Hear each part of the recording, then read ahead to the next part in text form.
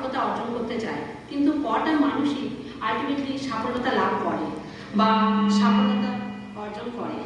কিছু জিনিস আছে যেগুলো অর্জন করলে আমরা সফলতা অর্জন করতে পারবো।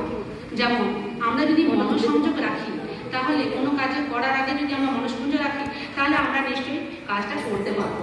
মনের মধ্যে পারবো না এই জিনিসটা যেন না থাকে, সবসময় মনে করতে হবে আমি সব পারবো, তাহলেই আমরা কাজ করতে পারবো।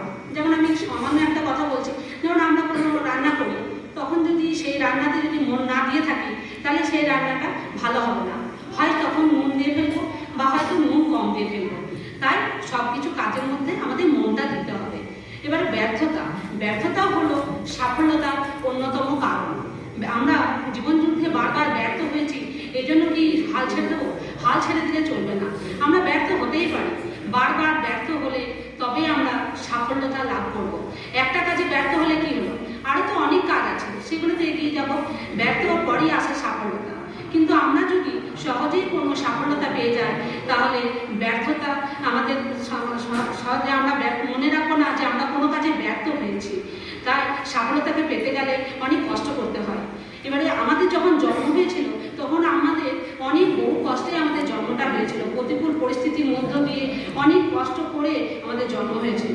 ভগবান বা ঈশ্বর আমাদের পাশে আছেন, ভগবানই আমাদের এই চেষ্টা চালিয়ে যাচ্ছেন আমরা কিভাবে দাঁড়াবো।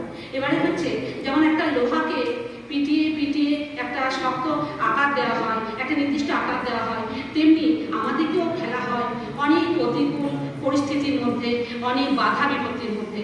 এবারে বাধা বিপত্তি অতিক্রম করে তবেই তো আমরা এগিয়ে যেতে পারবো। আমরা যদি লক্ষ্যে স্থির থাকি, তবে আমরা সফলতা অর্জন করব।